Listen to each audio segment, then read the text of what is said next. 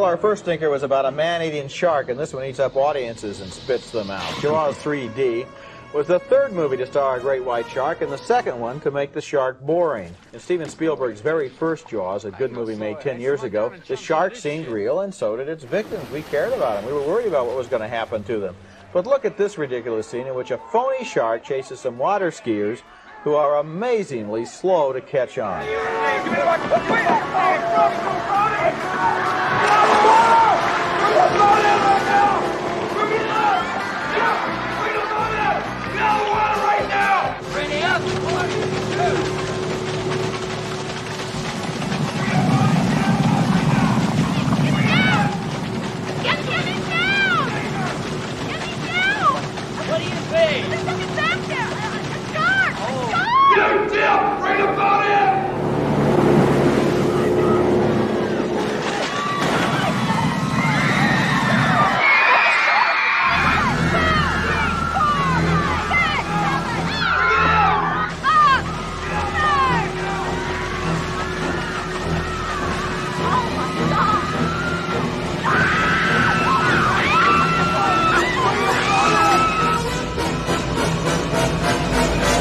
Gee, that's amazing. That shark tail looks amazingly like an artificial shark tail that's being pulled through the water at a constant rate of speed that's very unrealistic.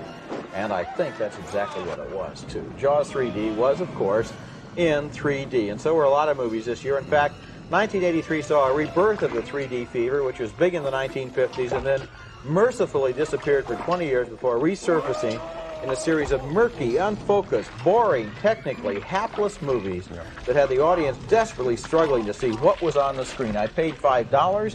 What is it you're trying to show me? The only consolation was, with movies like Jaws 3D, if you couldn't see the screen, at least you weren't missing anything. That's absolutely true.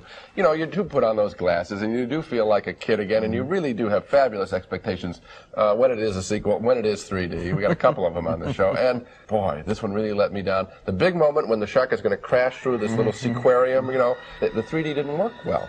It never left, it never came off the screen. It just hit that thing, and then they cut to another scene. Too bad.